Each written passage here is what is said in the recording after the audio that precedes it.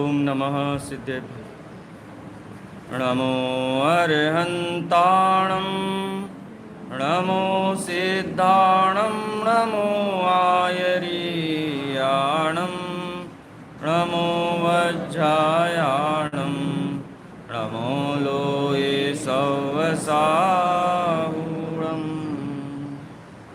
इन्दसदवन्द्याणम् त्रिभुवनहितमधुरविशदवक्काणम् अन्तातीतगुणाणं नमो जिणाणं जिद्भवाणम् सोलह कारण भाय तीर्थंकर जे भये हर से इंद्र अपार मेरु पर ले गए निज चावसों हमहूँ सोडस कारण भावे भावसों नमः श्री वर्धमानाय निर्धूत कलिलात्मने सालोकानां त्रिलोकानां यद विद्यादर्पणायते। 16 कारण भावना की चर्चा अपनी प्रातःकालीन सभा में चल रही है। इस चर्चा के अंतर्गत हमने शील व्रतेषु अनतिचार की भावना, ये हम पढ़ते हैं चलता है तो ये शास्त्र के अनुकूल नहीं है। अतिचार का मतलब ही महादोष होता है। आज हमने उत्तम संयम धर्म दिवस की पूजन में एक छेदोपस्थापन नाम का जो संयम है उसको अर्घ्य समर्पित किया था। छेदोपस्थापन क्या है? छेद का मतलब दोष और उपस्थापन माने दोष से निवृत्ति। 6ठे 7वें गुणस्थानवर्ती मुनि भगवंत छेदोपस्थापना चारित्र के धारी होते हैं। 6ठे गुणस्थान में आना छेद है और 7वें गुणस्थान में आना उपस्थापन है। हर अंतर मुहूर्त में वो छेदोपस्थापन करते हैं।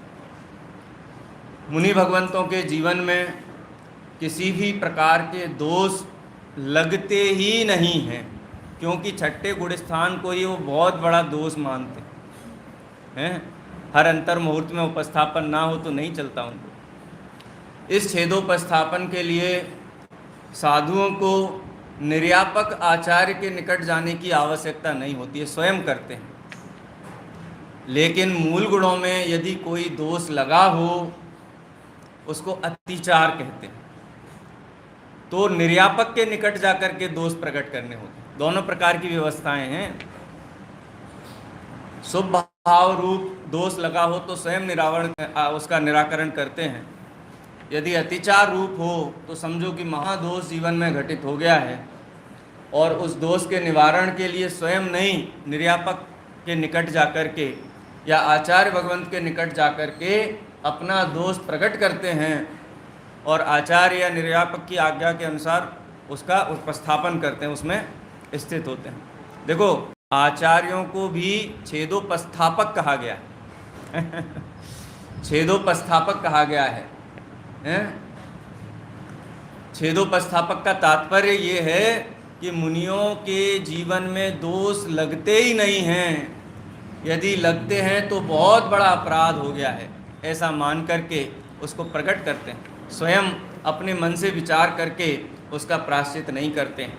इसलिए अतिचार का मतलब ऐसा नहीं समझना कि ये तो होता रहता है, ये तो चलता रहता है, वो वाली बात नहीं है। शील व्रतेषु अनतिचारः, जो 7 प्रकार के शील व्रत हैं, सम्यक दृष्टि जीव निरतिचार उनका पालन करते हैं। और निरतिचार पालन करना ये 16 कारण भावना के अंतर्गत आता है। व्रतों का पालन सहज होता है, लेकिन तीव्र कर्म का उदय आ जाए, ऐसी स्थितियां जीवन में बन जाएं, तो भी अत्यंत दृढ़ होकर के दोष नहीं लगने देते हैं। प्राण जाएं तो जाएं, पर हम अपनी वृत्ति में दोष नहीं लगने देंगे।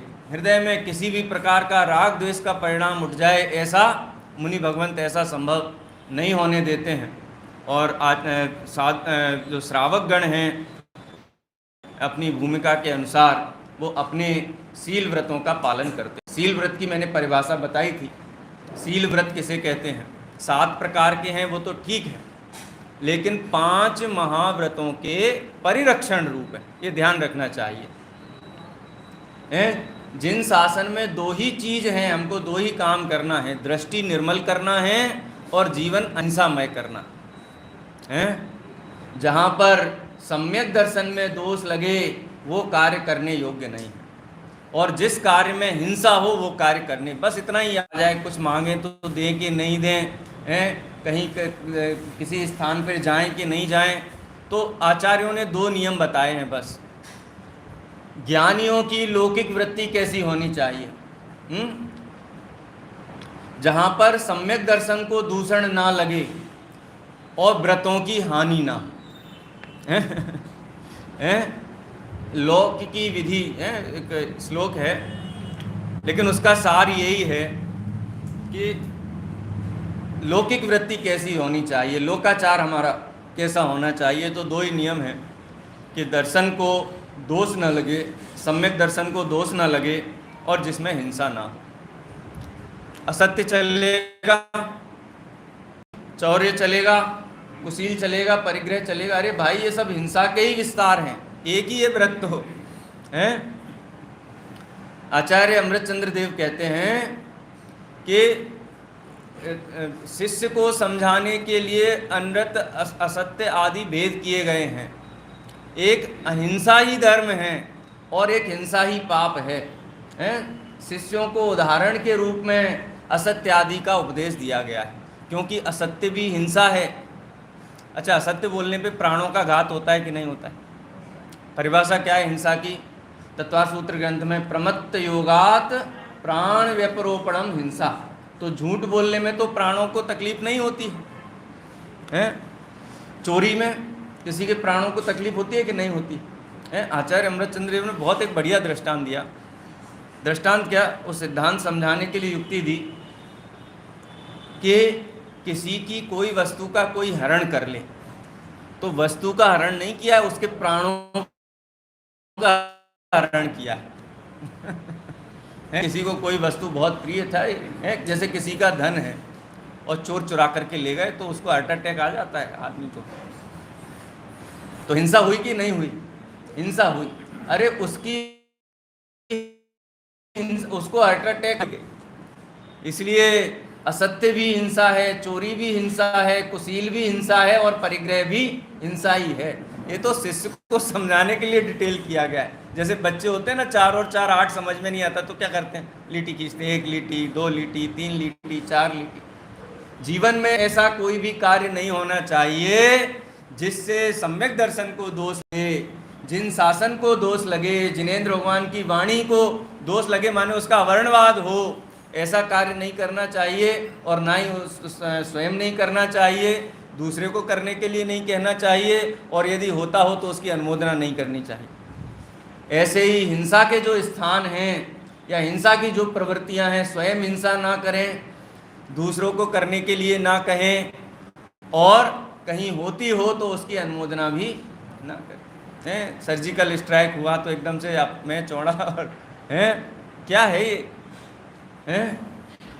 कितना कितना हम अबुद्धिपूर्वक, अविचार पूर्वक कितनी प्रकार से अपने धर्म को, अपनी वृत्ति को, अपने चिंतन को दोष लगाते हैं। जगत में आज तक हिंसा से किसी भी बात का समाधान नहीं हुआ है, लौकिक में भी नहीं हुआ है।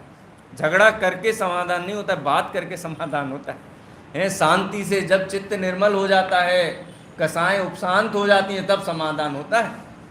लेकिन हम अनुमोदना कर देते हैं। शील व्रतेषु अनतिचारा, इन शील व्रतों का पालन कैसे किया जाता है?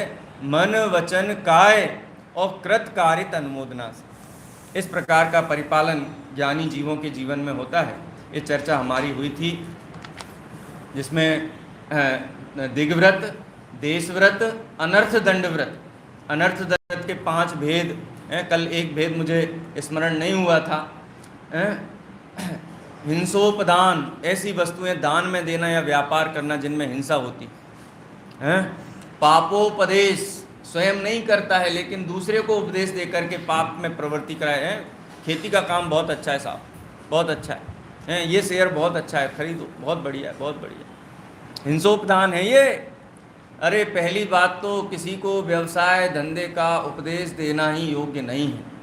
यदि इस भूमिका में ऐसा विकल्प आता है तो न्याय नीति के व्यापार में ही प्रवृत्त कराना चाहिए।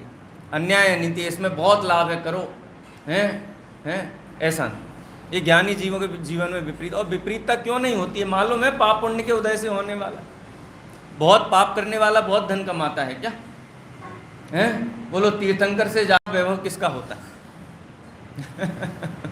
हैं? कौन सा व्यापार करते हैं, कौन सा व्यवसाय करते हैं? अरे भाई, बाह्य अनुकूलताएं अपने विकल्प के अनुसार नहीं होती हैं। हम सोच सोच करके नहीं करते। ये तो पंडित टोडरमल जी साहब ने जो 7 तत्व संबंधी भूल बताई, वहाँ एक वाक्य दिया है, सब कुछ जान लेता है, शास्त्र के अनुसार भी जान लेता है, लेकिन अपने को आप रूप जानकर पर का अंश अपने में ना मिलाना, अपना अंश पर में ना मिलाना, इस प्रकार का भेद ज्ञान नहीं होता है उसको। व्यापार करूँगा तो धन आएगा, चतुराई करूँगा तो धन आएगा। चतुराई ये जीव का विकार भाव है, और वो धन संभव ही नहीं है, पापोपदेश नहीं देता है।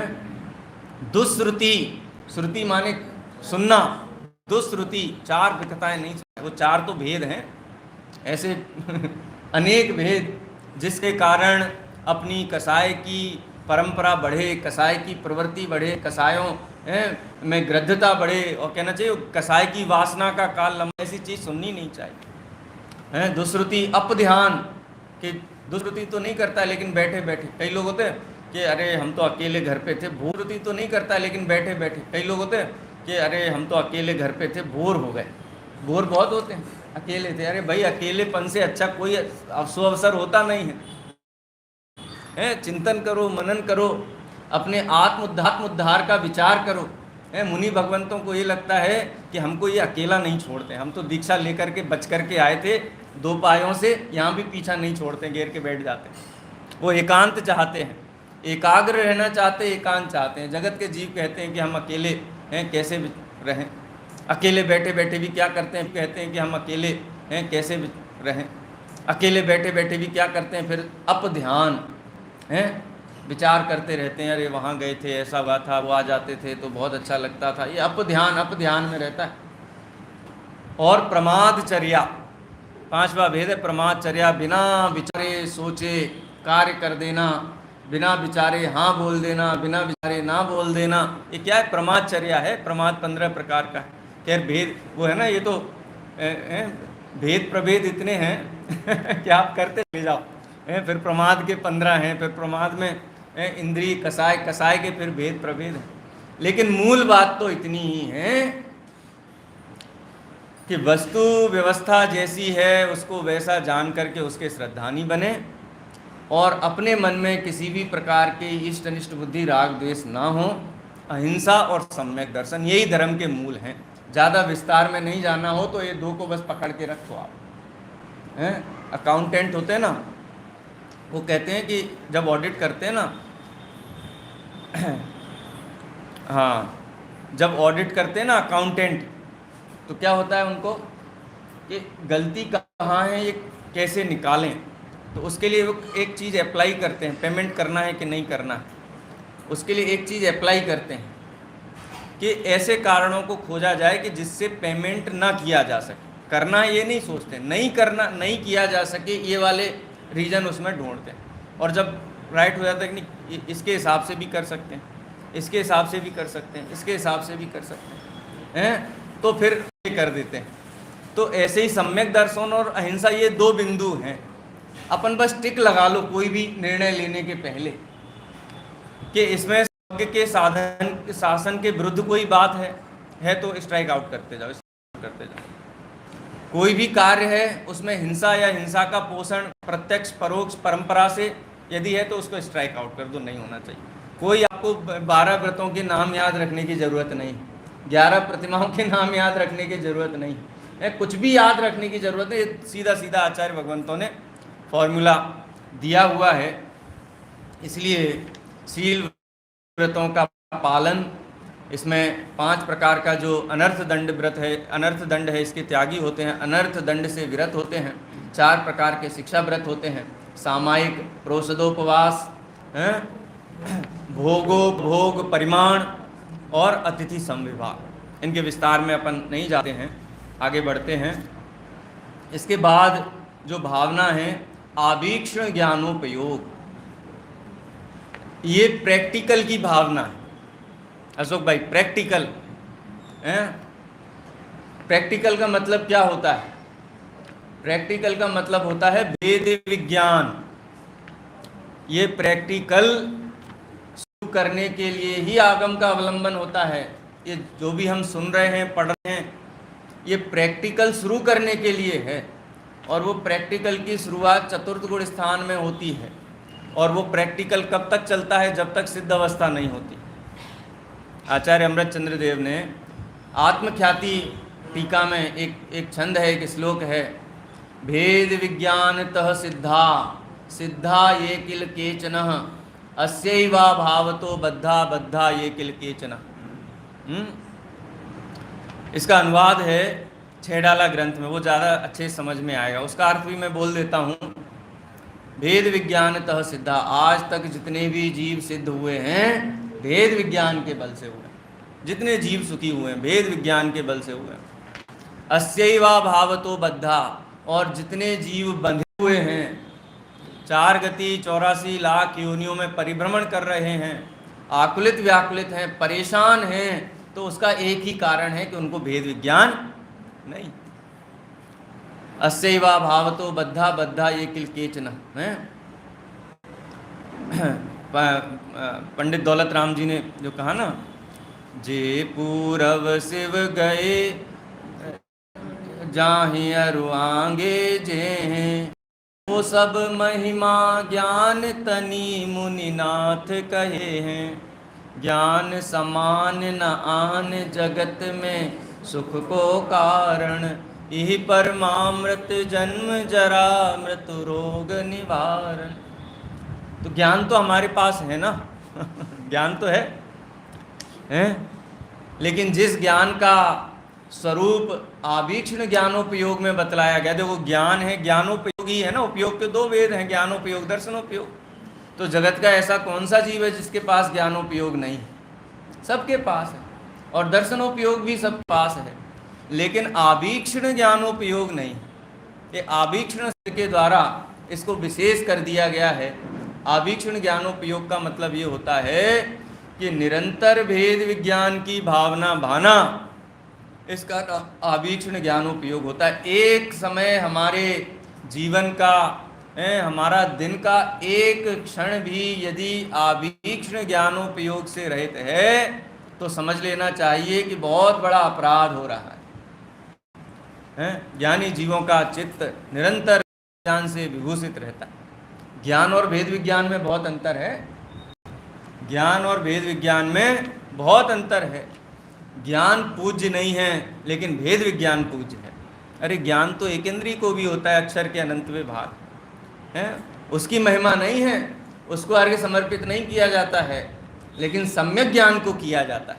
सम्यक ज्ञान क्या है और ज्ञान क्या है? अज्ञानी जीव भी जानता है ना, ये घर है, ये मकान है, ये कुटुंब है, ये परिवार है, ये स्त्रियां हैं, ये देह है, सब जानते। ज्ञान में झलकता है कि नहीं झलकता? बोलो। कोई व्यक्ति गोरा है तो अज्ञानी को और ज्ञानी को कैसा दिखाई देता है? गोरा दिखाई देता है कि काला दिखाई देता है? विरल भाई कनत स्वर्णा भासोप्यपगत तनुर्ज्ञान निवहो। भगवान महावीर का जो वर्ण है वो कैसा है? कनत स्वर्णा भासो, तपे हुए स्वर्ण की भांति रक्तिमा और सुनहली आभा को लिए हुए भगवान का वर्ण। तो ज्ञानी जीव भक्ति तो वर्ण से करते हैं, लेकिन चित्त में आवीक्षण ज्ञानोपयोग कि वर्ण भगवान नहीं है, वर्ण भगवान नहीं है। तो ज्ञान में तो ज्ञान का काम है स्वपर को जानना, लेकिन आवीक्षण ज्ञानोपयोग का काम ये है कि इसमें मैं क्या हूँ, पर क्या है। केवली भगवान लोकालोक को जानते हैं, लोकालोक को जानते हैं, सर्व विश्व ज्ञेय है। यदि संपूर्ण विश्व को एक शब्द में कहा जाए तो उसको कहते हैं ज्ञेय। लेकिन ज्ञानी जीव उस ज्ञेय में दो भेद करते हैं, स्वज्ञेय और परज्ञेय। स्व को स्व मानते हैं और पर को पर मानते हैं। इसका नाम है आवीक्षण ज्ञानोपयोग है। भेद विज्ञान को आवीक्षण ज्ञानोपयोग शब्द के माध्यम से अभिव्यक्त किया गया है। जब तक विकल्प रूप भेद विज्ञान होता है तब तक आवीक्षण ज्ञानोपयोग भावना कहलाती है, और जब वो विकल्प बुद्धिपूर्वक होने वाला विकल्प उपशांत हो जाता है और ज्ञान ज्ञेय का जो भेद है वो मिट जाता है तो निश्चय आवीक्षण ज्ञानोपयोग, उसमें भावना शब्द निकल जाता है ना। ख्याल में अपने भावना शब्द लगा दो तो शुभ भाव है, और भावना शब्द निकालो तो शुद्ध भाव है। भावना शब्द का मतलब शुभ भाव, क्योंकि ये भावना भाई ना, क्योंकि तीर्थंकर नाम कर्म नाम की प्रकृति का बंध होगा तो वो शुभ भाव से होगा, शुद्ध भाव से नहीं होगा। इसलिए आवीक्षण ज्ञानोपयोग तो शुद्ध सम्यक ज्ञान है, और विकल्पात्मक रूप से भेद विज्ञान का निरंतर विचार करते रहना, इसका नाम आवीक्षण ज्ञानोपयोग है। आवीक्षण ज्ञानोपयोग जीवन में कैसे आए हैं? भावना तो सबको प्रिय है ना, ये हमारे जीवन में ये भावना होनी चाहिए। अरे स्वभाव रूप भावना की बात नहीं है, लेकिन आवीक्षण ज्ञानोपयोग तो होना चाहिए ना। क्या विधि है उसकी, क्या उपाय है? पंडित विश्राम रस स्वादत सुख उपजे अनुभव ताको नाम। तत्व विचार करना चाहिए, तत्व विचार करना चाहिए, लेकिन तत्व विचार के लिए, आत्मानुभूति के लिए बुद्धिपूर्वक उद्यम क्या है?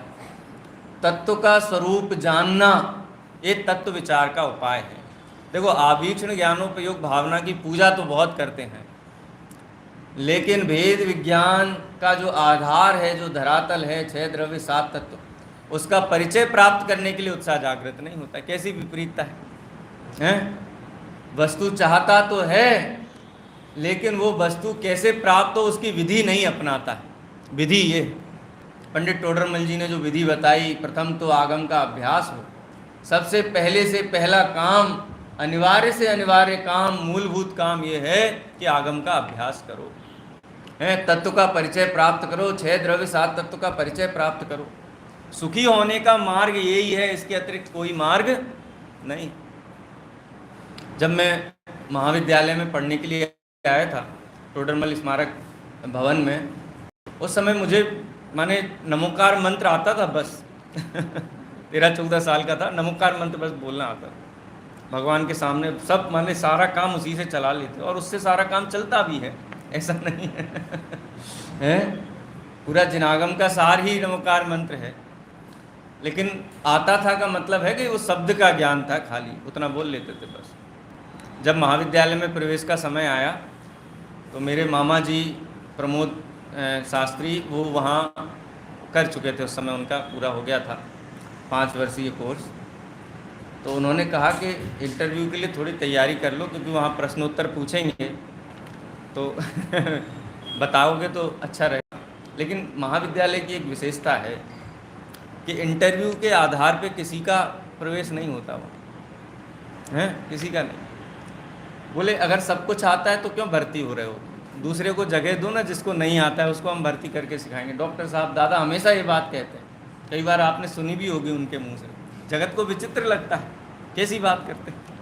अरे भाई, कोई कहता है कि हमारे यहाँ मंदिर में बहुत स्वाध्याय चलता है, हम बराबर पाठशाला पूरे पढ़े हुए हैं, दैनिक स्वाध्याय, हम भी स्वाध्याय कराते हैं, और हमको महाविद्यालय में प्रवेश चाहिए तो उसको सेकंड पे कर देते हैं।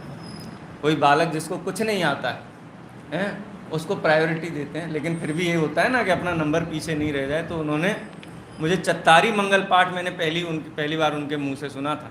वैसे पूजा में पढ़ते थे, लेकिन कभी ऐसे अलग से नहीं सुना था।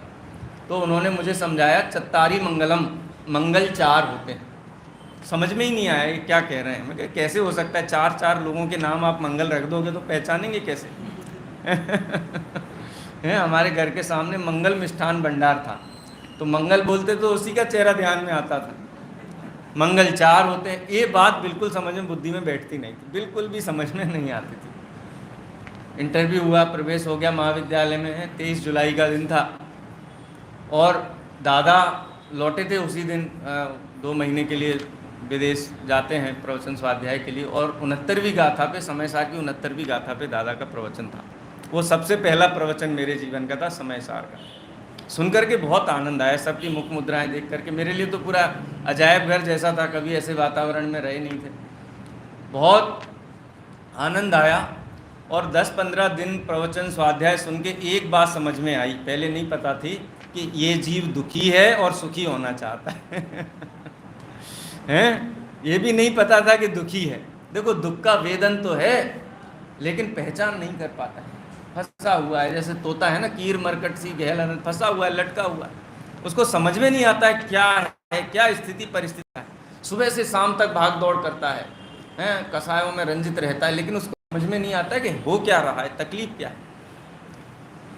उसके बाद क्या होता है कि मतलब हर साल ये घटना शायद घटित होती होगी हर विद्यार्थी के साथ, इसलिए मैं कह रहा हूँ। उसके बाद क्या होता है कि उसके 15-20 दिन बाद जब प्रवेश वगैरह की प्रक्रिया पूरी हो जाती है, सभी विद्यार्थी छुट्टियों से लौट आते हैं, उसके बाद वहाँ शास्त्र खरीदने के लिए 50% मूल्य पर शास्त्र की वो स्कीम चालू होती है, जिसमें 50% छूट के साथ विद्यार्थियों को कहा जाता है आपको शास्त्र पुस्तकें जो भी खरीदनी है आप खरीद लीजिए, और 50% की उस पर छूट। वैसे भी 50% की छूट भी नहीं दो तो 2 रुपये, 3 रुपये, 4 रुपये, ये कीमत के लिए तो कीमत शास्त्र की रखी नहीं जाती हैं। गुरुदेव श्री के आभा मंडल के अंतर्गत जितनी भी संस्थाएं हैं, वहाँ शास्त्र बिक्री के लिए नहीं प्रकाशित किए जाते। समय सार इतना मोटा, कोई देख के सोचे 1000-2000 की किताब होगी, लेकिन 2 को तो 10 रुपये की कीमत है, 12 रुपये की कीमत है। हाँ हैं, तो गए तो वहाँ पर मुझे एक पुस्तक दिखाई दी, सुखी होने का उपाय। कि ये 15-20 दिन से मैं सुन रहा हूँ सुखी होने का उपाय, लेकिन ये पुस्तक की तो कोई चर्चा ही नहीं करता है। सुखी होने का उपाय 8 भाग उस समय तक प्रकाशित थे, मैंने 8 के 8 भाग खरीद लिए और आद्योपांत सब पढ़ लिए, पूरे पढ़ लिए। बिल्कुल पढ़ने की मेरी बहुत हैबिट रही शुरू में, जब महाविद्यालय गया था इतना रीड किया मैंने, इतना पढ़ा है, अभी भी है, लेकिन उस समय तो कोई काम नहीं है पढ़ना, क्योंकि मम्मी पापा को छोड़ा, पहली बार छोड़ा था, मन बहुत ऐसा होता था, तो पढ़ने में मज़ा, तो पढ़ते पूरे 8 भाग पढ़ लिए। उसका सबसे पहला अध्याय था विश्व क्या है, 6 द्रव्य क्या हैं, 7 तत्व क्या हैं, 9 पदार्थ क्या हैं, क्रमबद्ध पर्याय, पूरे सैद्धांतिक विषय। पूरा पढ़ने के बाद मेरी बुद्धि में बैठा नहीं कि इससे सुखी कैसे होंगे, तो टेंशन और बढ़ गया है अपूर्व भाई। हैं ये तो, और ये भेद प्रभेद 6 द्रव्य 7 तो कभी सुने ही नहीं, अपने लिए तो बिल्कुल नई वस्तु थी। लेकिन जैसे जैसे उनका स्वरूप ख्याल में आया कि ये वस्तु व्यवस्था समझे बिना, जगत की गति समझे बिना आप स्थिर नहीं हो सकते। कोई वस्तु देख करके अच्छी है, कितनी अच्छी सुंदर है, उसके आकर्षण में फंस करके दुखी होते हैं। किसी वस्तु को देख करके ये वस्तु कितनी खराब है, कितनी बेकार है, उसको देख करके उसके द्वेष में फंस जाते हैं, राग में फंसते हैं, द्वेष में फंसते हैं, पूरा जीवन चक्र। इसीलिए ये संसार का चक्र चलता है कि पर पदार्थ को देख करके ये अच्छा है, ये बुरा है, ये 2 भेद करते हैं। देखो, आचार्य भगवंतों ने कहा 2 भेद हैं, स्वज्ञेय और परज्ञेय, लेकिन अज्ञानी जीव परज्ञेय में ये भेद करता है, ये अच्छा है और ये बुरा है। ये अच्छे बुरे की भावना, ये ही संसार का मूल है, कोई अच्छा है कोई बुरा है। पर पदार्थ में ये मैं हूँ, ये मेरा है, अगर मेरा नहीं है तो मेरा किस प्रकार से होगा, दुख का मूल ही ये है। और जब ये बात समझ में आती है, आचार्य भगवंतों ने तो अपने अनुभव से इस बात को प्रमाणित किया है, और यही बात विश्व को समझाई, दूसरी कोई बात नहीं समझाई है। किसी को समझ में नहीं आती है तो उपदेश को डाइल्यूट करके व्रतों का उपदेश दिया है। हिंसा, झूठ, चोरी, कुशील, परिग्रह, त्याग, इनके त्याग की प्रेरणा दी। क्यों? क्योंकि उनको द्रव्य का स्वभाव में नहीं आता। उनको ये तो समझ में आता है कि तुम आलू मत खाओ, तुम रात को मत खाओ, हैं, तुम ऐसा मत करो, ऐसा मत करो, ऐसा मत करो, ऐसा मत करो। ये नास्ति परक जो भाषा है, अज्ञानियों के लिए उपदेश है। ज्ञानी जीव तो जो वस्तु का स्वरूप है उसका विचार करके प्रसन्न रहते हैं, निराकुल रहते हैं। ये भोले जीव के उपदेश है, ऐसा मत करो, ऐसा मत करो, ऐसा मत करो। लेकिन 6 द्रव्य 7 तत्व की व्यवस्था जिनको समझ में आ गई है, उनके जीवन में आप इस प्रकार का अवक्ष नहीं देखेंगे, अन्याय नहीं देखेंगे, हैं। देखो उसकी परिणति देखो। ये सब पढ़ने 6 महीने तक महाविद्यालय में पूरा अभ्यास करते रहे। कुछ भी ऐसा बुद्धिपूर्वक त्याग नहीं हुआ कि ये नहीं खाना, ये नहीं करना, इतने बजे नहीं खाना, यहाँ नहीं जाना, वहाँ कोई जीवन में ऐसा बुद्धिपूर्वक विकल्प त्याग नहीं हुआ। 6 महीने बाद घर लौट करके आए, फिर वही दोस्त मित्र सब गांव में मिले हैं, बोले चलो आज चलते हैं, आज वहाँ भोले के यहाँ चलते हैं, वो हलवाई की दुकान पे, वहाँ आज बहुत दिन हो गए वहाँ पार्टी नहीं हुई अपनी। तो एकदम से चित्त हुआ कि अरे कैसे जाएं, वो नहीं हम नहीं खाते, रात को नहीं खाते हैं, द्विदल नहीं खाते। ये सारे के सारे वो नियम उस समय दिमाग में स्मरण में आए। बुद्धिपूर्वक त्याग तब हुआ, वहाँ तक अबुद्धिपूर्वक सारा काम हो गया था, लेकिन बुद्धिपूर्वक तब हुआ। इसलिए जिसको वस्तु व्यवस्था समझ में आई है उसके जीवन में सहज निवृत्ति होती है। उस निवृत्ति के लिए नियम नहीं लेने पड़ते हैं। एक मोदी जी ने कभी एक इंसिडेंट सुनाया था, जब नए नए प्रधानमंत्री बने थे हैं, वो कहते थे, कई लोग मुझसे पूछते हैं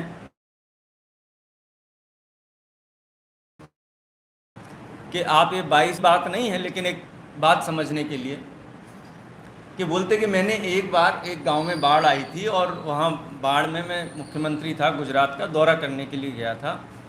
तो मैंने वहाँ देखा कि पानी भरा हुआ था घुटनों तक, और एक लड़की एक छोटे से बच्चे को लेकर के खड़ी हुई थी, और कार्यक्रम चल रहा था, तो आधा पौना घंटे मेरा रुकना हुआ, मैं देखता रहा वो लेकर के खड़ी हुई। तो ऐसे ही मन हुआ, मैं उसके पास गया, उससे पूछा क्यों इसको लेके इतनी देर खड़ी हुई, हाथ नहीं दुखता तुम्हारा हैं? तो बोली मेरा भाई है ये बोली मेरा भाई है। तो वो फिर से बोले कि वो तो ठीक है, लेकिन तुम्हारा ये हाथ नहीं दुखता इतनी देर से लेके, बोले मेरा भाई है। वो 3-4 बार पूछा उसने, इतना ही बोला मेरा भाई।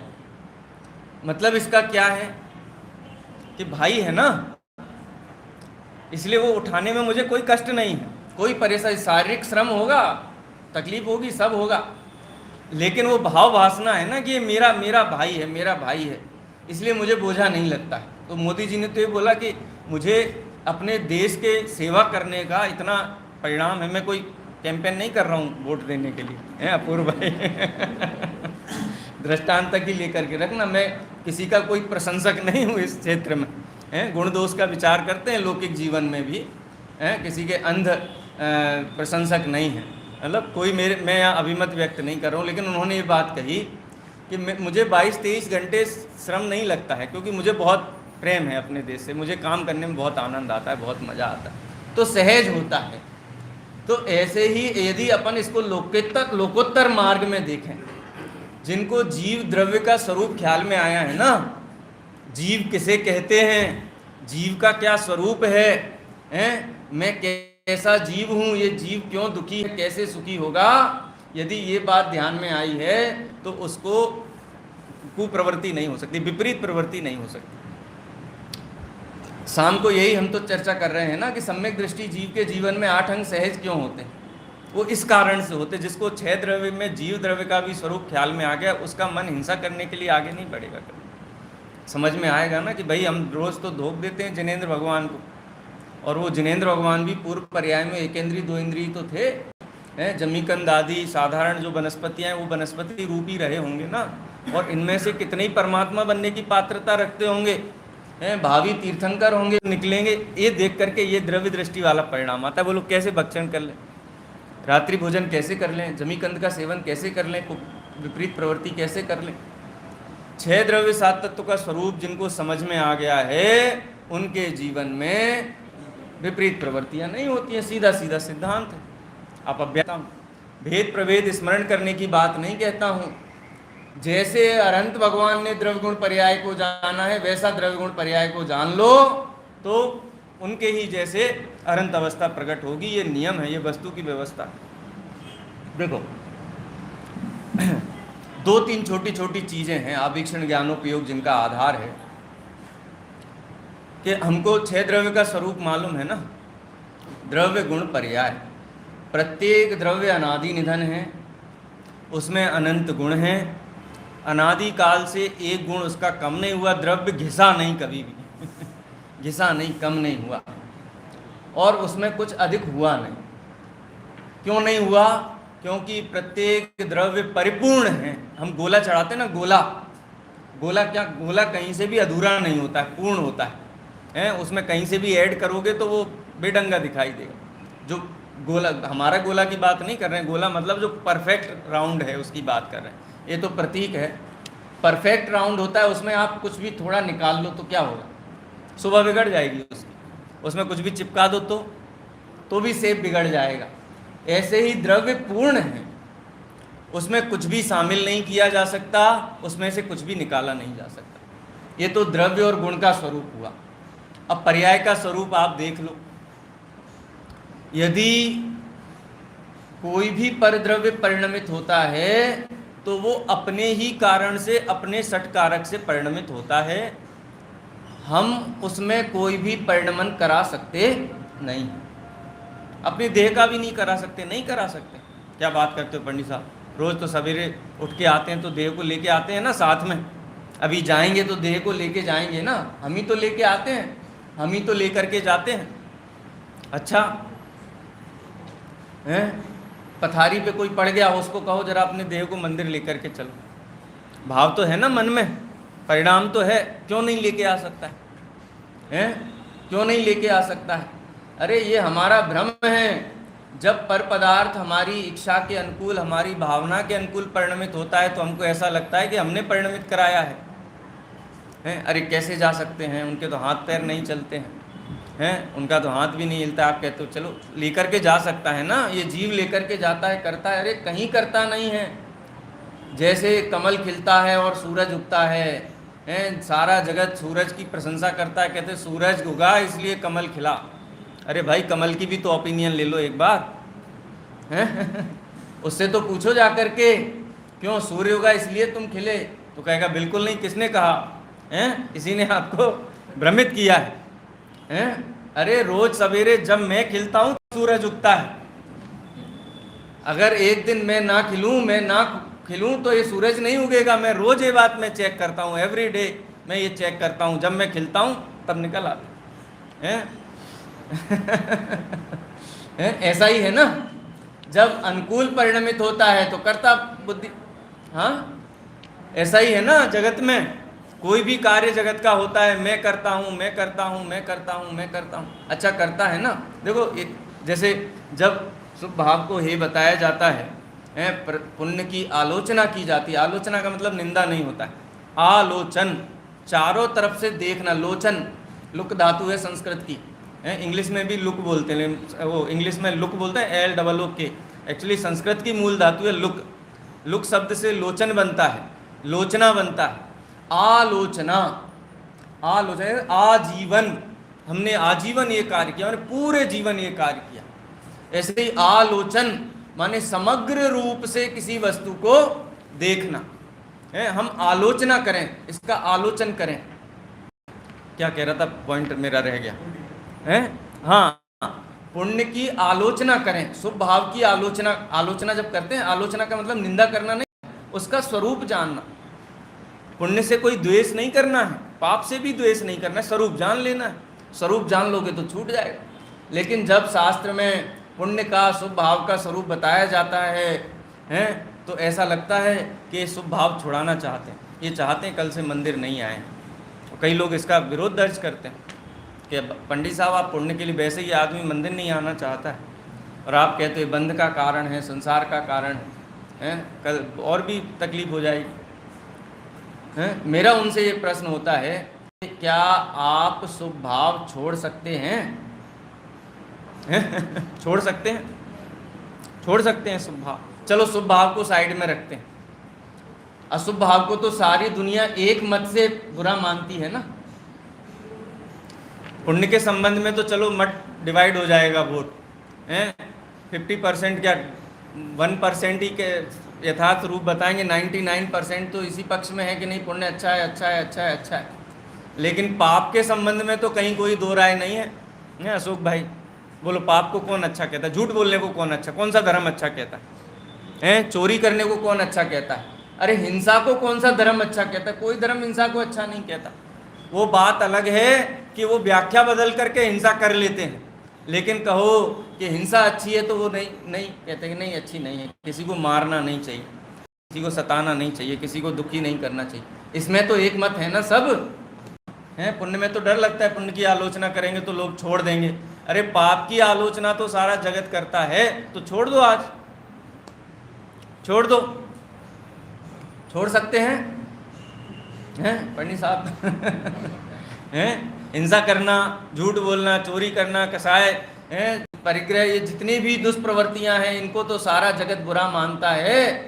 इनको बुरा मानने से, इनकी आलोचना करने से छूट जाएं तो सारा जगत ही इनको छोड़ हैं। शुभ भाव की आलोचना करने से शुभ भाव नहीं छूटता है, पाप भाव की आलोचना करने से पाप भाव नहीं छूटता है। ये छूटते हैं तत्व के अभ्यास के बल से, आवीक्षण ज्ञानोपयोग से छूटते हैं।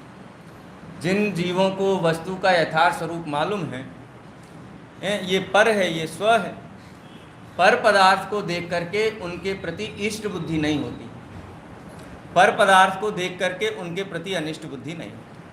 पंडित टोडरमल जी ने जो फॉर्मूला दिया है ना, क्रोधादि कसाएं उत्पन्न ही क्यों होती हैं, हिंसा, झूठ, चोरी, कुशील, परिग्रह ये जीवन में क्यों होते, इनका क्या कारण है, क्या उपाय, क्या कारण बताए पंडित जी साहब। कसाय कैसे छूटे हैं? आवीक्षण ज्ञानोपयोग से छूटती कसाएं। कैसे कसाएं उत्पन्न क्यों होती हैं, क्या कारण है इनका? प्रतीक भाई।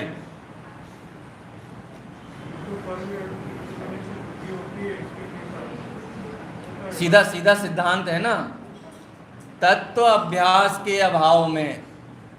इसको पता ही नहीं है छह द्रव्य की व्यवस्था क्या है, वस्तु स्वातंत्र क्या है, विश्व कैसे चलता है, सात तत्व क्या है, नौ पदार्थ क्या है, इनका परिचय ही नहीं है।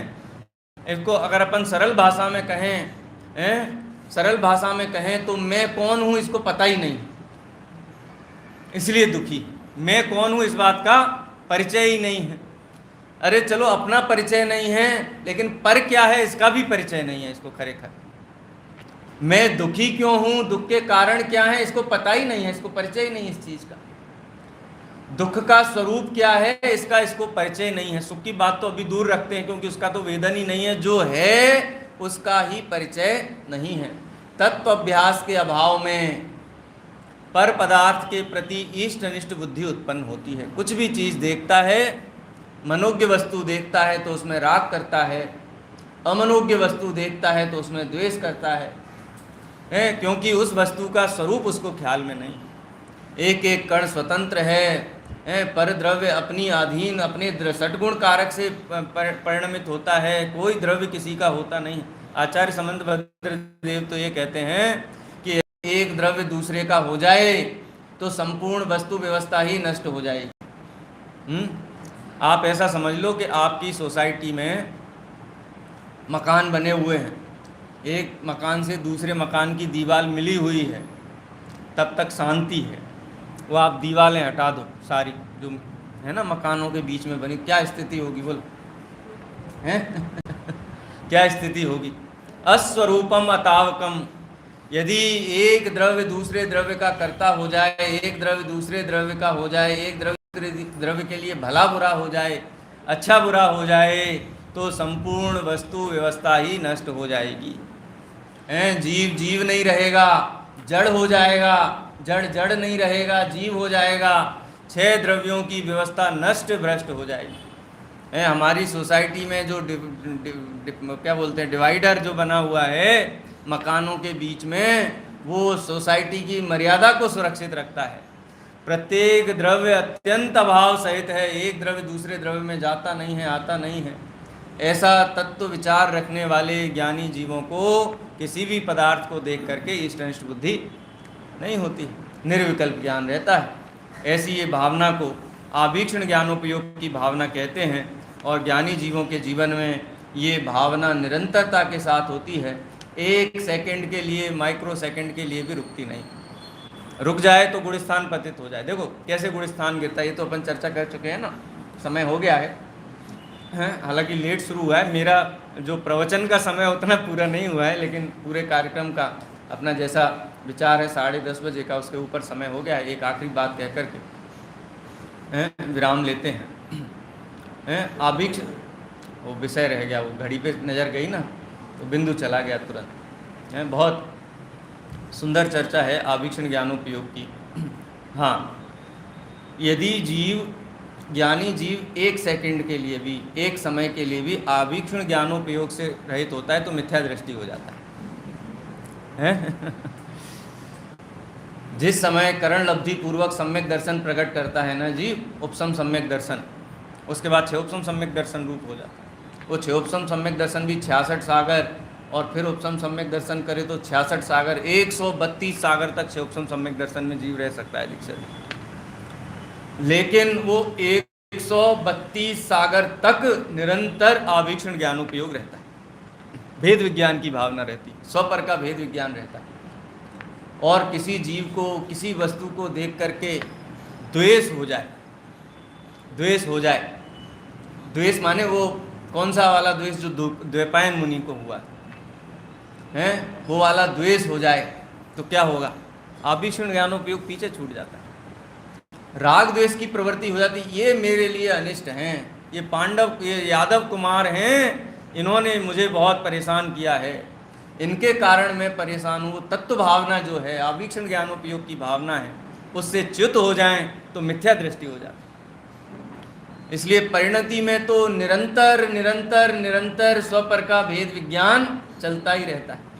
अरे अज्ञान अवस्था में भी जो सम्यक्त्व के सिंहासन पर जो ज्ञान विराजमान करता है, उस ज्ञान का नाम भी भेद विज्ञान है। जानना तो सभी को होता है, लेकिन पहचान जिनको होती है वो जीव ज्ञानी कहलाते हैं। हीरा तो सब लोग देखते हैं दुनिया में, वो एग्जीबिशन में सभी लोग जा कर के देखते हैं, लेकिन ये हीरा ही है, इसकी पहचान तो जवेरियों को या विशेषज्ञों को ही होती है। और वो जो दृष्टि है, वही दृष्टि आवीक्षण ज्ञानोपयोग दृष्टि कहलाती है। तत्व के अभ्यास के बल से ऐसी भेद विज्ञान दृष्टि हमारे जीवन में प्रकट हो, आवीक्षण ज्ञानोपयोग की भावना हो। इसी भावना के साथ विराम लेते हैं, आगे की चर्चा करते हैं।